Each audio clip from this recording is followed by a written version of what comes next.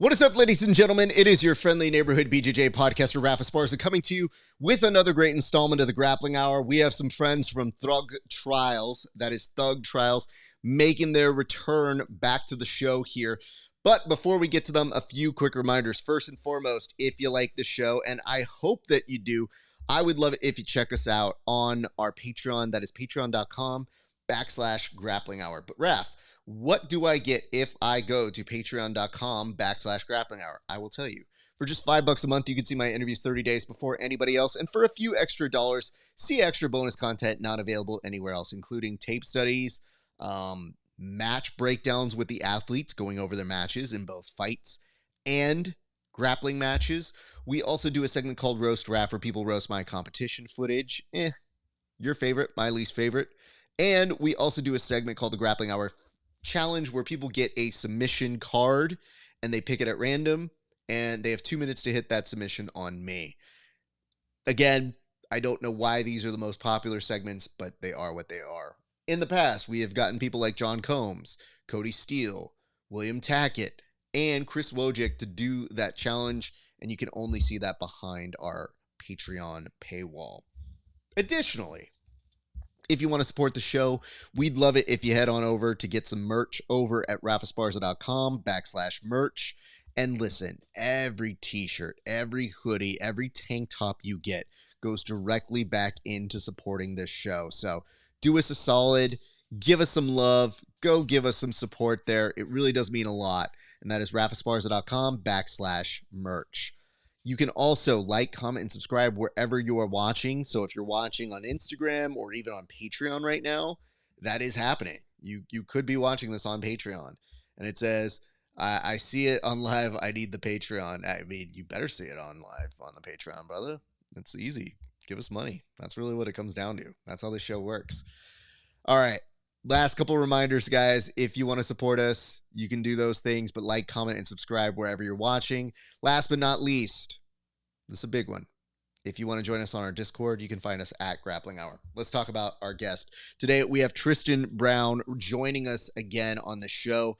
Tristian is one of the 3 people who have been behind the scenes, one of the primary folks behind the scenes for the Thug Trials organization.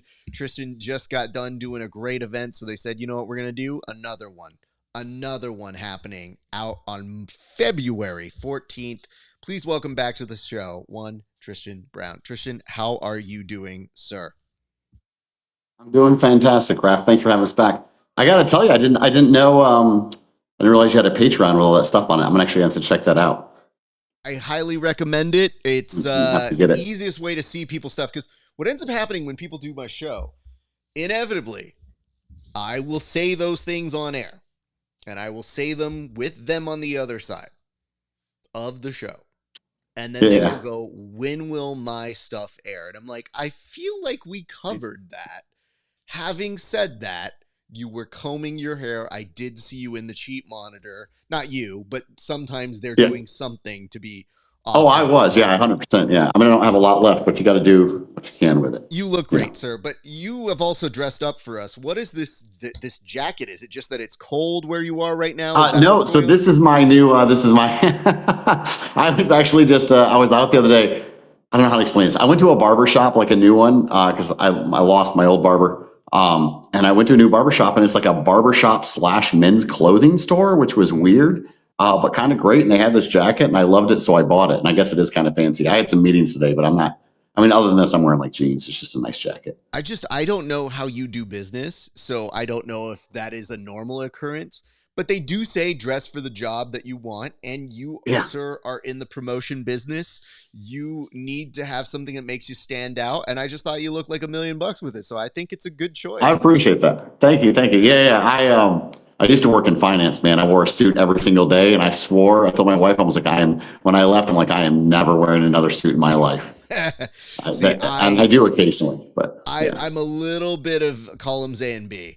I don't always wear a suit, but I tell people it's one extreme or the other. I look like a bum or I'm in a suit. And the bum is the coach that's in like wrestling sweats, shows up with the t-shirt, looks at the guys and just goes, run laps. But sometimes Yep. when those children see me in a suit, they're like, "Oh, I didn't know you dress up." I was like, "Do you have any awareness of what I do?" The answer Like is they don't. They they absolutely do not. they don't, but they also get to see the benefit of the athletes that sometimes come through our gyms who have Oh won yeah. a title or two or might be recognizable. And they'll be like, "Oh shit, what are you doing here?" And I go, "Me. They're coming to interview with me, you dork." So they're like, "Oh, I didn't know they knew us." And I go, "Yeah, they're going to train with me." And they're like, "Can I train Well, with them?" No. they So don't know us. They know me, not you. exactly. That is usually how we have to put it down. But Tristan, I have Yeah. to ask this. Since the last time we've talked, Shoot. sir, you put together another installment of the Thug Trials. I'm so excited about it. It looked like it went fantastic. The athlete response was phenomenal. Tell me a little bit about the experience of the last event. Yeah, man. It went really, really well. We were very pleased with how it went. The only thing that we actually didn't like is I just felt like, man, we could use a better venue. So we fixed that this time around. Got something that fit what we were going for a lot better. But I think overall it went fantastic. Everyone seemed to have a great time. The athletes had a great time. I was just sitting down today and we realized that, this is mostly the athletes, very little to do with us, maybe the rule set, but I think we managed to get like a 78 or 79% submission rate on the card. So, as well as I do, that always leads to more exciting matches, right? When you're getting finishes back to back to back like that. So yeah, man, I couldn't have asked for it to go better, to be honest. See, this makes me pleased. Off air, you and I were talking a little bit, and you were telling me you were making notes as it goes on. Now you're speaking my language because I am the executive producer of Subversive. So when everybody's having fun, I am Oh the yeah. last person with a smile on my face. And people are always like, "Oh, relax, it's almost over." And I was like, "You said almost. We're not done yet." Yeah. So there's a lot of me holding the line and people being like, "Oh, ref hates fun." And I was like, "No, I hate fun for 6 hours. And then I Yeah. want a beer and I want you all to shut up and go away." For That was you, what was the most enjoyable aspect? Because I'm sure there had to be something that really stuck out to you, even as you were incredibly stressed. yeah. I will say there was three highlights of the moment of the thing, right? I'm getting older, Rafi, so now I try to look at things as in like everything I'm doing. I'm like, hey, this is going to be a great memory someday, right? Um, and there's three things that kind of stood out in my mind. One was Jasmine and Helena uh, did a fantastic job of just interacting with the fans that were there. I mean, all the athletes did, but there was a bunch of little girls, even some from my gym, that came up. They signed autographs. They took time to talk to them. I haven't had a chance to tell either one of them, Seth, but when we got back to the gym like later that week and we were running practices and everything, some of the little girls they were running around doing something. I said, "What are you guys doing?" They're playing. "Oh, we're playing Jasmine and Helena." So just seeing like young kids connect with our sport, meet some of their star athletes with like the grins on their faces. I mean, it was on there for weeks. They were grinning and talking about it. So that was huge. That was huge for me. A buddy of mine who's a photographer, caught a great photo of my son and I sitting at the commentary booth, and we weren't actually commentating. We were just sitting kind of offset to the people talking, and it was just a great photo. And it was a good moment with my son. I don't know another way to put that. And someone managed to capture it on camera. So that was huge for me. But then outside of that, dude, just watching the athletes go out and do what they do. I love our sport, but it seemed like everybody there was having a good time, including the people competing. There was a vibe in the room. My son's initial, when he first came to me with this idea, his whole thing was like, "I want it to be like a Las Vegas club party that just happens to have jujitsu." And I think we managed to capture that. And a lot of credit to him for putting it together to do it that way. It really did feel like you were just at a big party and there was jujitsu matches going on and everybody seemed to buy into that vibe. And man, that was fantastic. Well, kudos to you and him. And I have to say, man, it is so difficult to be the adult in the room, especially when your son has these grand ideas and you look at him and you Oh go, yeah. "Well, son, love the enthusiasm. But did you say a club environment for a niche sport?" So it's like there's already a small sliver of what this is in the grand scheme of sports. And then you Yeah. say, "Hey, you know what would be great? At a club which is an even narrower field of individuals who want to do both. That's not to say that athletes don't have an after party you can attend, but Sure.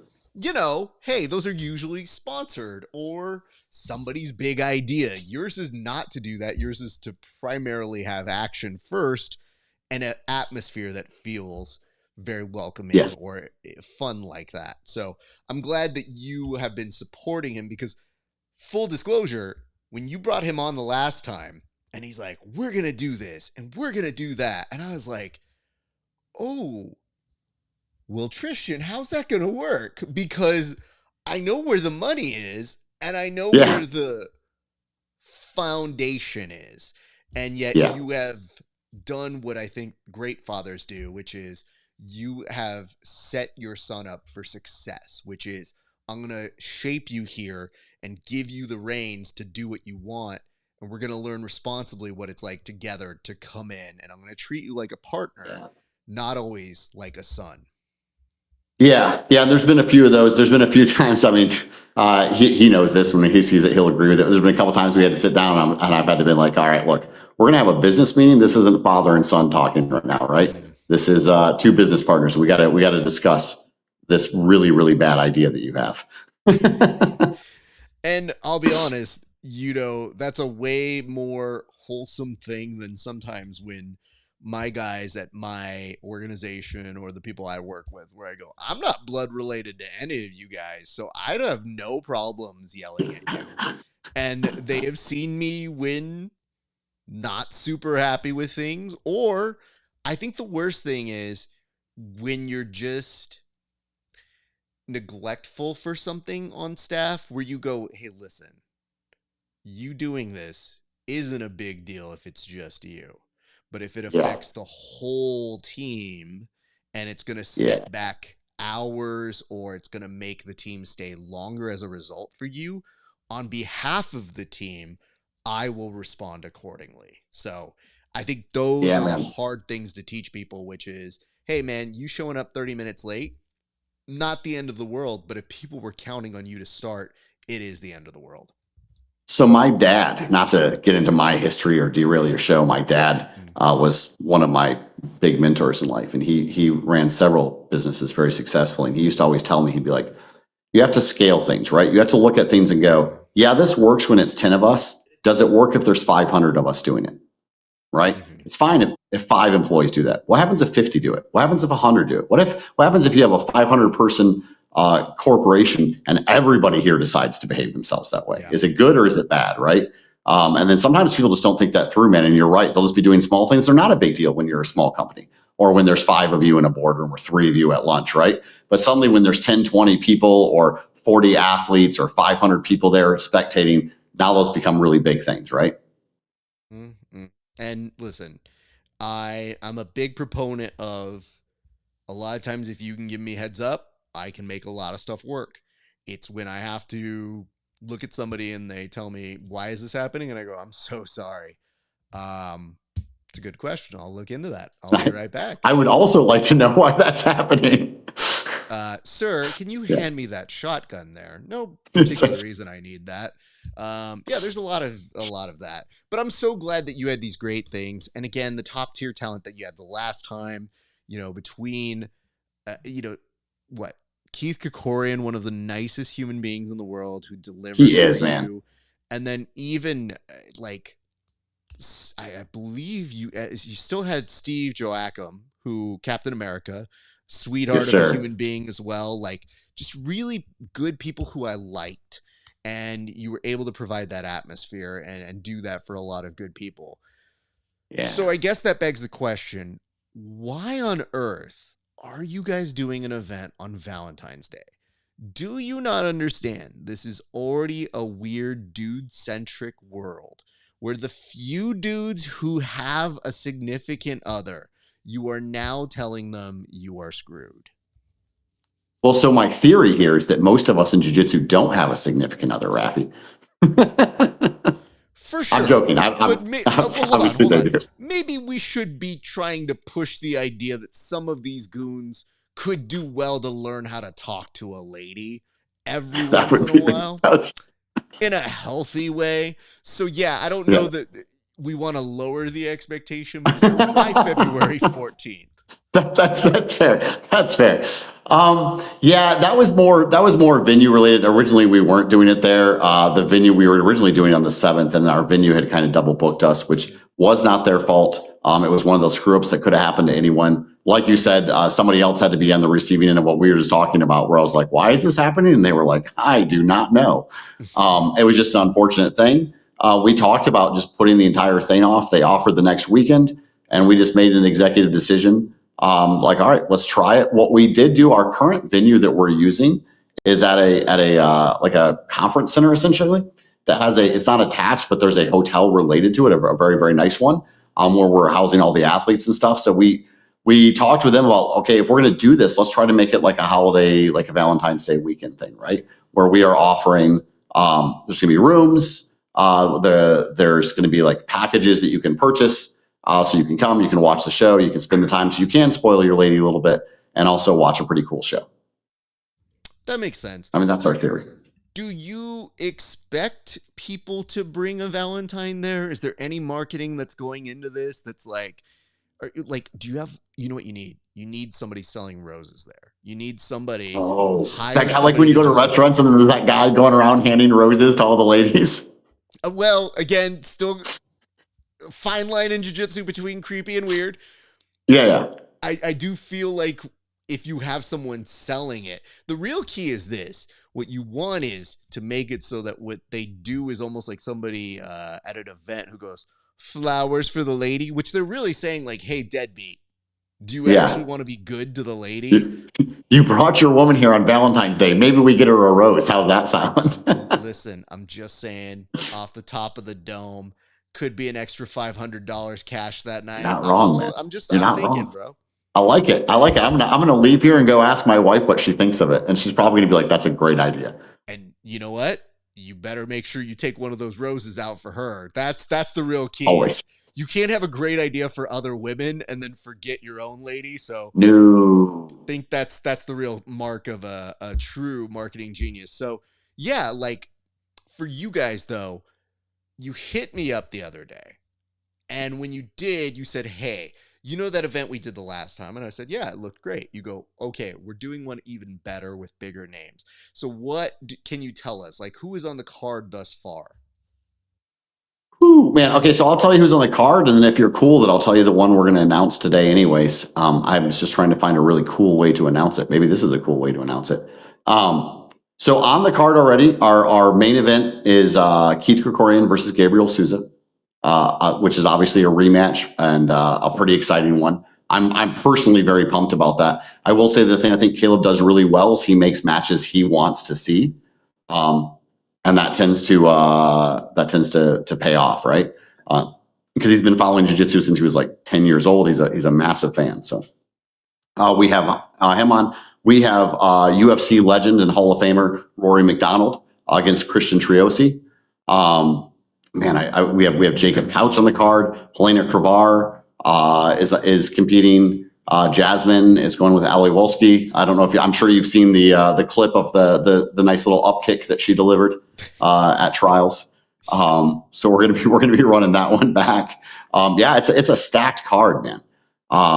And then Oliver Taza is going to go against a very game a gentleman from Michigan named Chili Jameson. Chili was kind of famous. He had his black belt under Eddie Bravo. And Eddie, when he gave him his purple belt, called him the most unknown Ronin in 10th Planet, because he really didn't have like a home 10th Planet. He kind of roamed from like place to place to place to place, just training with everyone he could. And so he's taking on Oliver Taza. Now you put me on the spot. I don't have the whole card in front of me. I feel like I'm missing something. Good. Let's get to the one that you were talking about. You said that there was going to be one that you hadn't announced. Are we getting that, or do I have to wait? No, I'll drop it right now, and that's fine. I'll do it. So we're going to we'll have the official promos and all of that coming out here probably in the next couple hours.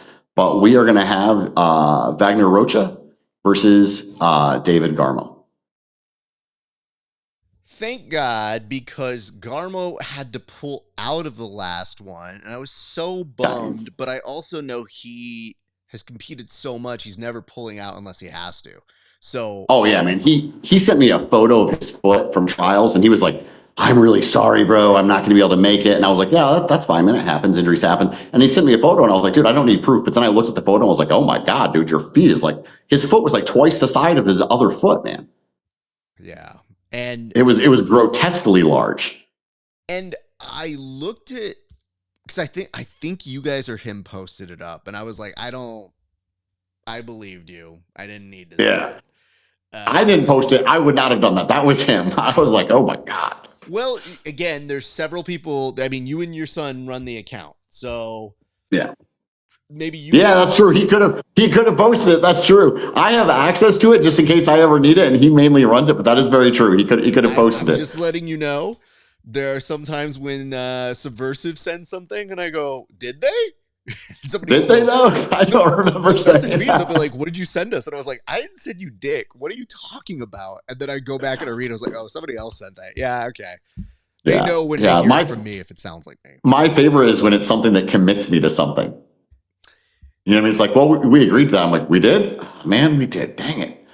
Yeah. I can almost guarantee you, if it's committing something, it's not gonna be me on Subversive. Like if it's Oh yeah. legitimately saying this is this, man, I make sure my stuff is in writing. If Oh it yeah. is from Grappling Hour or from Verbal Tap, those are me. But Yeah. anywhere else, Godspeed, everybody. And hey, who knows? My social media guy is in the chat here, and he might be the person in the future that I go, hey, you respond to this, but I can't do it right now. That's maybe It's not the my problem. only time you'll see it. But Brian has a pretty good sense of self. So how did that match come together? Because obviously, with Jasmine being on the card, it's a no-brainer. Wagner Sure. would be in town, and Garmo's always game for everything. Wagner's always game for everything. So how did that match come together? So yeah, we have a third. We're gonna run 4 cards a year. We sat down, kind of planned out the year, and we were planning one of our later cards that we were gonna get Wagner on, and he kind of hit us up, and he was like, "Hey man," he goes, "How about we put one on February and we use it, and we can kind of like promote the next card from that." I was like, "I think it's a fantastic idea. Let me see who I can find up here." And I think it was actually Wagner's idea. He's like, "What about David Garmo? I know he's on your last card," and he seemed game for the match, and I was like, "Oh, that's actually kind of a fun match, isn't it?" So we messaged Garmo. He was obviously, you know how David is. He's down for a fun scrap anytime, right? And he was in for it. So yeah, it was actually, that was one of the easier matches to make, just because everybody involved seemed to be like, yeah, why wouldn't we do this? And You oh, want did I it? You lose? Did want we? it? Sounds good. We're just gonna do that then. Yeah, no, that's like that was the. I mean, you do some matchmaking yourself, so you know how it is. Sometimes you're like, got you guys, and it makes sense on paper, but one or both of them is like, well, what about this? And you're going back and forth, back and forth. But that was one of the ones that are just both like, yeah, why wouldn't we? Let's do it. I will say this. So just to reveal a little of the curtain, a lot of the matchmaking that happens from Subversive comes from our CEO. I Okay. am showrunner. And Okay. so there have definitely been matches that happen on the card from my friends that they're like, man, I'm so excited for Subversive. I'm like, me too. And they go, yeah, I can't wait to perform on there. I'm like, what now? It's just, And they go, who you with didn't what know I'm now? on What there? are I we was doing? like, no, unfamiliar with that. Should have been told. I'll talk to somebody. And they're like, damn, I thought you would know. I was like, well, I'm not the matchmaker. And I go, and I wouldn't have put you on our card. And they're like, what? I was like, yeah, you don't draw, but that's okay. You're my friend. Just make sure you Yeah, sell tickets is really what it comes down to. So, that's what it comes down to, man. well, And for then, and we you, get, I don't know if you run into this, but I probably get 100 messages a day from people. mm, And it's not that I don't want to give them a shot, man. It's just sometimes I don't know who they are, you know? yeah. So I guess, okay, that brings up a good question then. What are you looking for? Because obviously, with somebody like a Keith Krikorian, with somebody like a Helena, their records, their accomplishments speak for themselves. So no brainers to put them on your card if they're available, if they're interested, and if it works for both parties. But there's a lot of young guns that I'm pretty sure, as you mentioned, are hitting your DMs. What are you looking for if somebody is trying to pitch you in there? Yeah, that's a good question. So really, Caleb does handle a lot of that. But when we ran the rules and fighter meeting for the last show, he put it, I think, best, where it's like, guys, um, we're not at ADCC trials. I'm not paying attention to your wins and losses when you compete here. We want to see exciting matches. We want to see people come out there and actually do jujitsu. No stalling, no trying to eke out a win, but just selling out and being like, yeah, let's do this and let's scrap and see who comes out on top. We want guys who finish, guys who are there to do it, guys who aren't afraid to like put it on the line. One of my favorite moments from the show, and I don't know how many people caught this because I can't remember when it was in the live broadcast, but we actually had a competitor no call, no show. He'd been at everything else, and then day of, he just wasn't there. And so I was like, all right, well, we got to scrap that match. And his opponent was fairly upset about it. And normally I'd have been like, hey, man, that just happens. And I happened to be standing there talking to Jared Brooks. And Jared goes, I've got a guy. And I was like, I don't know, man. And he goes, let me go grab him. Talk to him first. I was like, all right, go grab him. So he grabs him and brings on. Now you have to understand, his opponent was probably 190 to 200 pounds. He brings back this 155-pound guy. And my initial reaction is, this is not Pride. We're not in Japan. We're not making comical matchups. You know what I mean? We're not doing this. But the kid was like, please, man, just let me get my shot. I can handle it. I was like, son, you are giving up 30 pounds in a very public arena in front of some of the best of the sport. And he goes, I understand that. I want my shot. And I said, okay, dude, that 145-pound guy came out, and he, not only did he put on a show, he beat ass, man. And I don't mean like dropped, heel hook, played that. He out wrestled, took down, and finished an opponent that had 50 pounds on him. And I was like, holy cow, that is exactly what I want. You know what I mean? There's that man attitude of like, give me my shot. I'm going to go in. I'm going to show I'm here to finish. That is probably the best of all worlds, honestly, the way that worked out then. Kudos. And he definitely got an invite back to the next one. Let me tell you, he's on this time. I forget who he's matching, but I feel bad. I can't remember the young man's name. Ref, I used to do kickboxing. I've been hit in the head a lot. Remembering names is not my strong point. I wake up in the morning and do the check of like, I know who I am. I know what year it is. I know where I am. Life's going okay. There is a lot of me in my older age where I just kind of go, what's your name, kid? Yeah. You look good, kid. I don't know what your name is, but you know what? We'll do an interview in what? You do a good reverse saddle or something? Yeah, that's good. I'll figure out how we sell you. That's very good. Hey, hit me up in 2 weeks when you do something big. No, I get it. It's hard to do this world to be fair to people who want their shot, while at the same time telling them the economics favor those who have a track history of selling.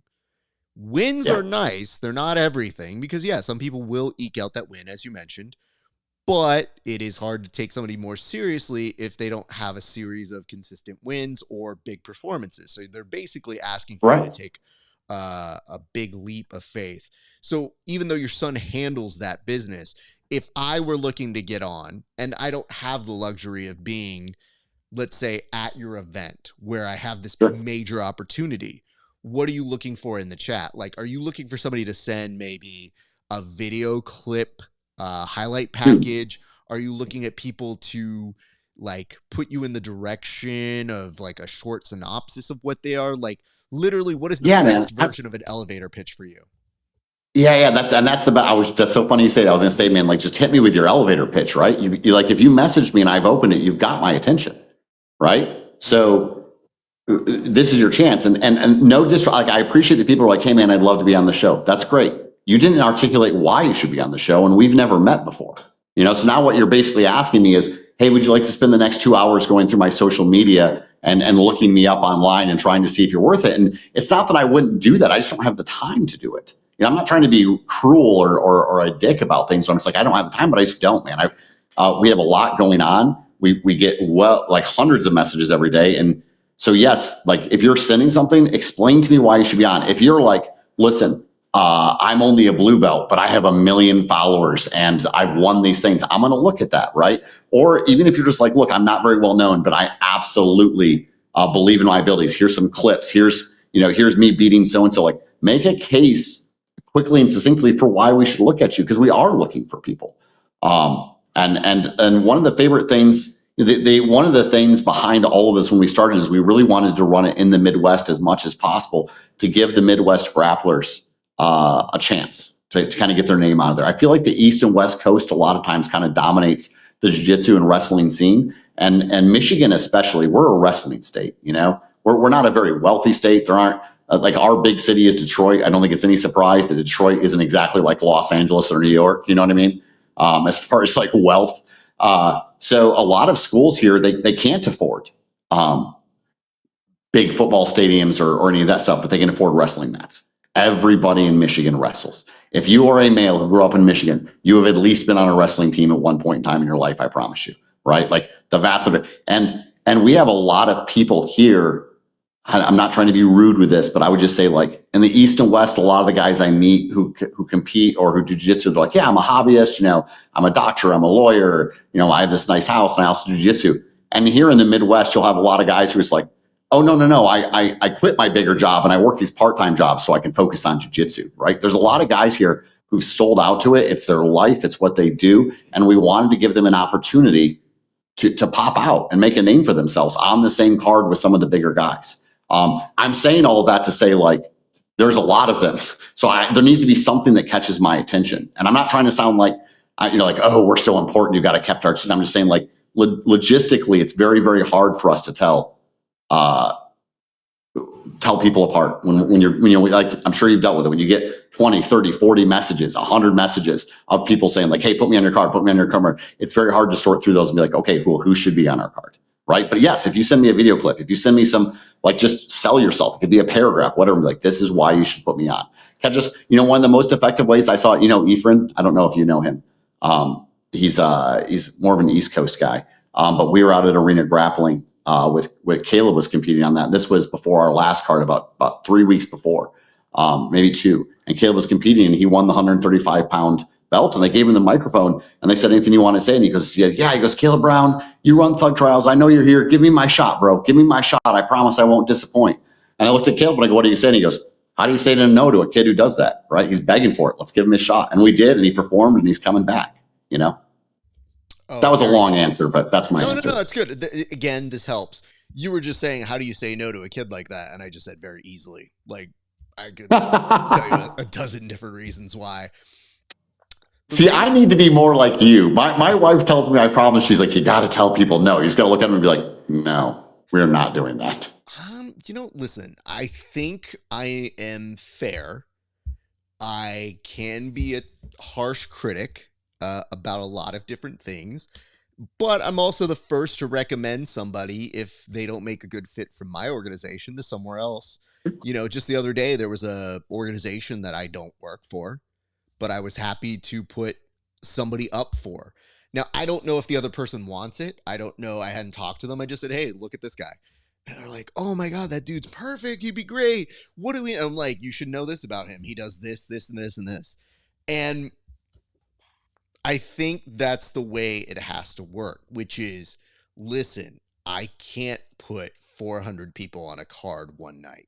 No. And maybe it's not tonight, but I've got you in mind the next time we come around. And if we're not coming around, I'll definitely speak well of you to many of the other people. Because one of the benefits of being a friendly BJJ podcaster is we tend to know a lot of different organizations. And when that happens, it's like, hey, have you thought about this person or this person?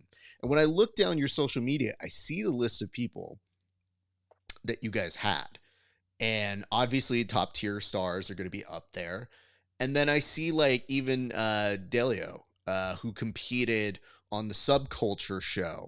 It's like, okay, these are guys who want their moment, who want their shine.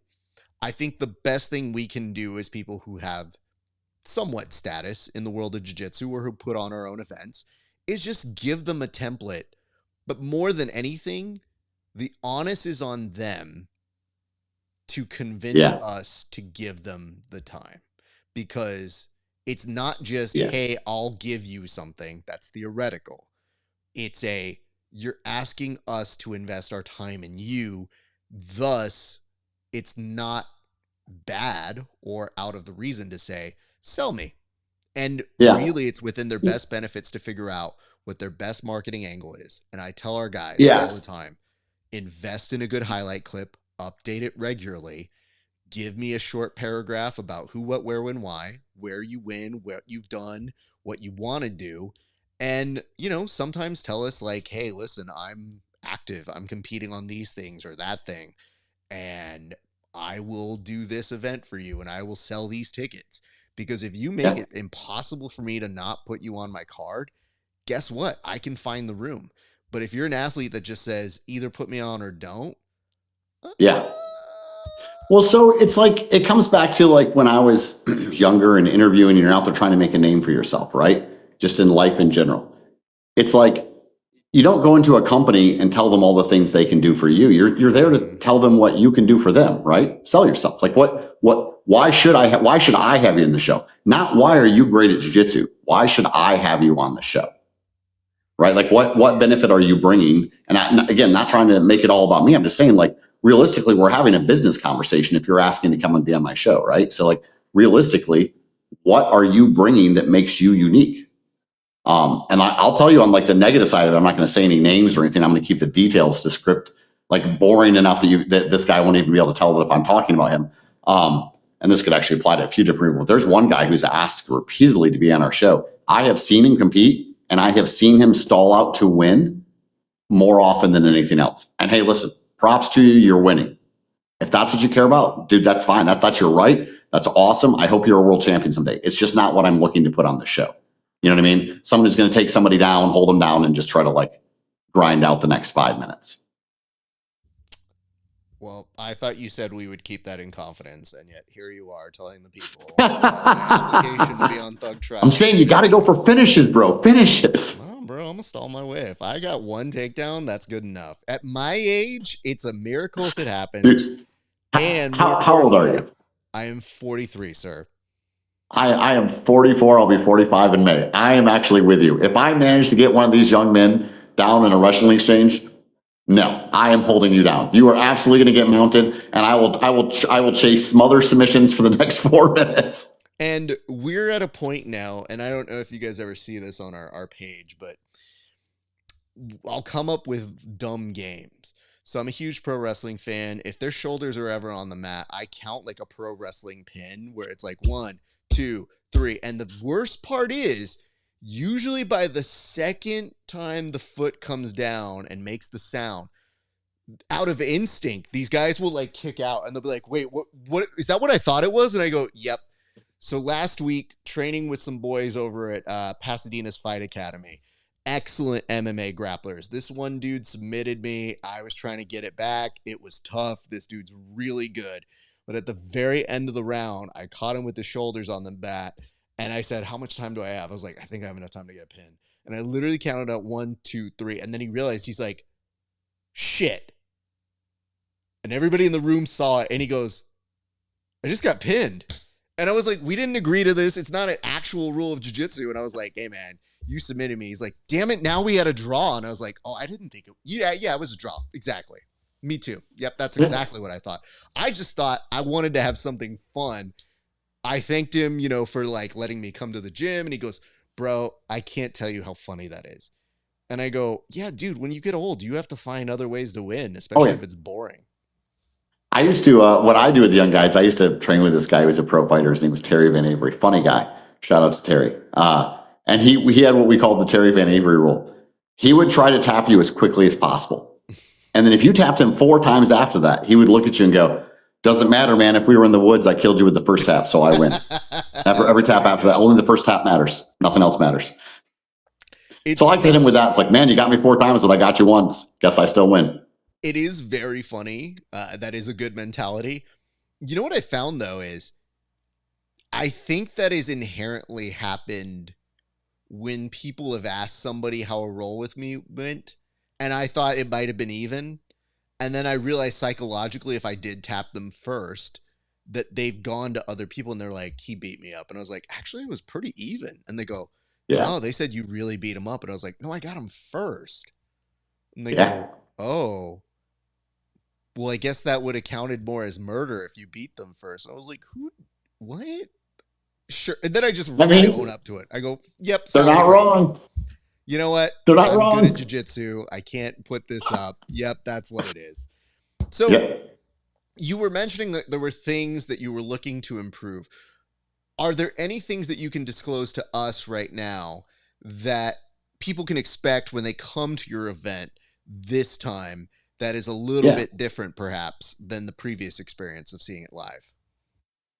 What I would say is the things that we did well, we're going to be doing more of, and the things that everyone's kind of like, oh, that could have been better, is going to be better. We're going to be better organized. I mean, it flowed pretty well, but there was a lot of Tristan running around with his head, like a chicken with his head cut off in the background, and Caleb as well. That was one of the things that we were going to clean up. One of our commentators. Dropped out last minute. It was no fault to him. He had a thing happen. He explained to me. I was fine with it. And so as a result, we ended up kind of having backup commentators. So one of the things I'm definitely going to improve this time is we're going to get better commentators in there. Just full disclosure, I was one of the commentators for at least half of it. So when I say we're getting better ones, I'm saying that from personal experience. We're going to get better commentators next time that aren't me. I'm just saying, somebody on the other side of this world, you just got to fly them and take care of them. And, Bro, I'm just saying, I'll fly you. I'll fly you in to commentate easy. You just got to explain it to your wife because it's on February 14th. I mean, that's fair. It just depends on what you're paying, because then those Well, are different conversations.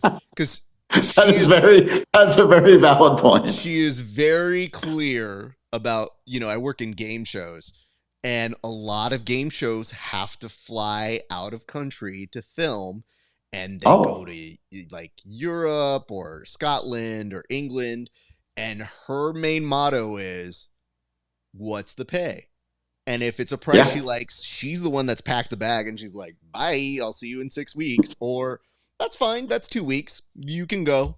And like, I always tell her, I was like, I thought you never wanted me to go overseas to do a job like that. And she's like, oh, no, they're paying well. Goodbye. Yeah, so I want you to. So hold on a second, not to derail your podcast, but why do they film overseas? I'm very curious about that. Why do they have to film game shows overseas? How long do I have on this show? So, how do I put this? This is such a bane of our existence out this way. So, not only is it the studio space is cheaper overseas, but production, everything you can do is such a reduced cost that for whatever batshit reason, and I kid you not, it is cheaper to fly a bulk of your staff to go out over there than it is to film at some studio here, because of a few reasons. Sometimes it's how much you get taxed. Sometimes it is permits that you have to get. Sometimes it is any number of unions you have to work for. Like, there's a number of reasons people just bitch and say we don't want to do it. And by and large, game shows are made very fast and very quick. Yeah. So that really, if they're saying like, hey, Elizabeth Banks, we need you for a week. A week in a foreign destination is better than 3 weeks in No, yeah, that makes sense. Much easier to sell of like, hey, would you like to come to Thailand for a week? And it's like, sure, that actually sounds fun. If you're like, would you like to come to Utah? I'm like, not really. And I'll be honest with you, it's been a big source of pain, and that is why if you ever see something like in California, they passed this big tax write-off for a number of organizations for film and for some movies, and that's huge for our economy out in LA to keep production in LA. And the real key difference to me is I like to tell people I like doing remote work and showing up at a studio here, and if it's 15 minutes away, I'm on cloud nine. If it's an hour drive, I once was doing a show with TMZ, and not super easy to make it to every day, but love the gig. It was a lot of fun. Ended up doing good stuff with them. They only did a season and a half of it though. So, sometimes shows work and sometimes they don't, but I'm very happy for the experience. And damn, I never expected I would have worked for them, but fun ass little experience. But then, yeah, they did the first season of the show I worked on here as like a test pilot. They picked it up, and then they said, we're going to Atlanta. And I'm like, that's like the same thing. Like, you're just going within the US. So literally the same thing. Yeah. Literally same concept. But tax breaks can make that different, though. Absolutely. So anyway, Yeah. long story short, we can talk always, but I would tell you this. The thing that works for good commentary is you recognize it when you then go to the clips and you have these great moments and you tell these stories, because I could see where you guys are going and I think that's good. But what I also recognized was you're going to start getting these normal players that come in that you go, oh, these are our regulars. And when you mix them with somebody as notable as Rory McDonald, how did that come together? Because that's a huge name to get. I actually don't know, man. That was a Caleb thing. Like he just like I was actually like traveling with my wife and we were doing some stuff and I just got this. I saw them messaging back and forth and I was like, wait, how did this even start? I don't know. I'd have to ask him that. Somehow he made communication with him and they were able to work out a deal. You know, he might have ran into him at the ADCC Open. Caleb was competing at ADCC Open and Rory McDonald was there. Maybe they talked there. I should really ask him that question, I suppose, huh? That would be, I was just so focused on like somebody that I watched fight. I mean, I bought the pay-per-view when he fought Robbie Lawler. My old coach was a teammate of Robbie Lawler. So I was always a big fan of Robbie Lawler. But after that night, I became a big fan of Rory McDonald too. I mean, full disclosure there too. It's that when you say you ordered something, like that also bodes well for your pay-per-view business. And that brings me back to another element, which was I can give props to those from different organizations. But when you guys were going to raffle off a Traeger barbecuer grill, all I could think of was, oh my God, why haven't I thought of that? Who was the person that thought of that idea for the people who were buying the pay-per-view for that raffle? That was actually my wife. So a good friend of mine works for Traeger, and we were just talking, and she jokingly was like, "Come on, man, Traeger should be sponsoring our show." And he's like, "Can't do that." But he's like, "I can probably get you a grill." And I was just like, she said it to me. I was like, "What are we going to do with a grill?" I was like, "We already have a grill. Why would I need a grill? How does that even help our show?" And like he didn't owe us anything. I was pleased that he was doing it. But she was just like, "We're going to raffle it off." And I went, "Oh, that's actually a really good idea. Why didn't I think of that?" Yeah, I don't know. I don't like my wife's a genius, man. She really is. She's much smarter than me. And I always tell people if we're doing something that looks really smart, there's a decent chance it was her idea as a general rule. There's very low chance it was my idea, to be honest. Hold on here. Let me just get this straight. It was a joke that it started off with. Well, it started out with her jokingly being like, "Come on, man, you should sponsor our show," to one of our dear friends. We were white belts together. He trains out at Jeremy Horn's gym now out in Utah. He went out there to take a very high up job with Traeger. So we were just teasing him about like, "Come on, bro, you're not even going to support us. We're doing this show." And he was like, I can get you a free grill. And yeah, it started as a joke. Sorry. Most of the good things in my life start as jokes, right? You realize that like us doing this show technically started as a joke, right? That is fair. And how it's been named, which by the way, after doing that first interview with you guys, I went away and somebody goes, "Well, why are they called Thug Trials?" And I go, "Honestly, I think it's more self-explanatory than not."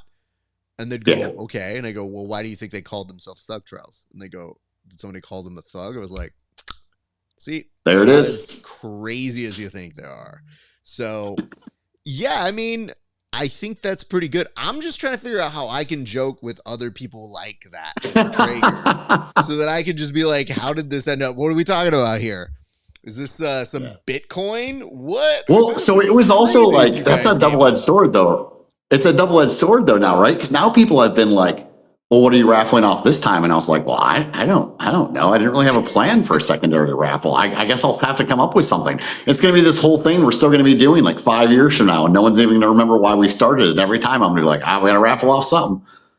I mean, listen, can't hurt, but Doesn't I definitely will let you know. This is real.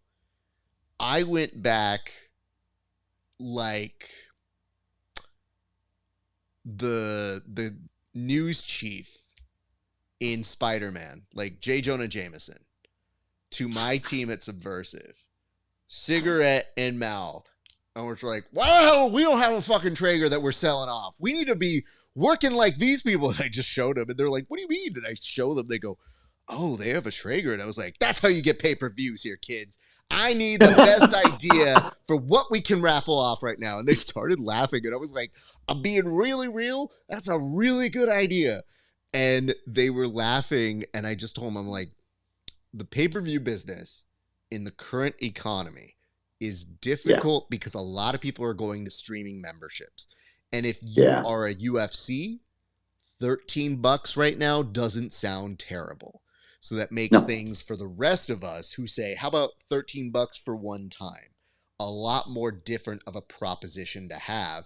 So any idea is better than no ideas right now. So I would compliment you and say that's a very good idea. That is, I will say, that is the thing about a pay-per-view model. I mean, this is a little bit of shop talk between you and I that I've looked at and been like, man, is this like a model that people are going to be doing going forward? Because it does seem like a lot of people are going to their independent streaming platforms, doesn't it? It does. I think in the coming years, though, you're going to see a split because people are going to welcome a one-off rather than their bills getting charged multiple times for things that they forgot to cancel. Or, you know, I always look at Flow as this kind of cautionary tale, which is, yeah, I'll shell out $150, but it's really for ADCC. And then everything else that you get is just kind of a little bit of icing. But then sometimes you go, I don't want this. I just want ADCC. And there are people who when we do our streams, they go, I will pay the one-off ADCC cost. And I go, damn, that's cold. Like, these people are telling What's the one-off ADCC? So they'll buy Flow just for ADCC? Worse. So what people may not know with Flow is there is an option where you can do a monthly, but they do the monthly at $30. I think it might have gone as high as $40. Now, if you do that math and you're doing ADCC, you're really looking at about, you know, I mean, it's like you're thinking about it. If you do 2 months for trials and that, it's like $80. So even if you just pick 2 random ass months, that's still $80, which you might as well be doing. You're halfway there to the whole thing to see maybe the other trials. So long story short, people, when they say, I will pay the money for a one-off, they're saying, I just don't like the brand or I don't like this. So I think it's a big, big element of it. I just feel like our onus as promoters is convincing people to say, hey, stay with us and give us support because we're not trying to shake you down. We're just trying to make these events. And we are trying to pay for our staffs. We're trying to pay for our life. We're trying to pay for these athletes. That is the reason why we want you to support this. So that's kind of the split I see. Well, listen, Tristian, I would love to give you an opportunity here. We're about out of time. Would you mind looking right now over here at the camera and telling people your best pitch as to why they need to either be there in person or tune in on February 14th, sir? Absolutely. My 11-second elevator pitch, right? Listen, I will promise you this.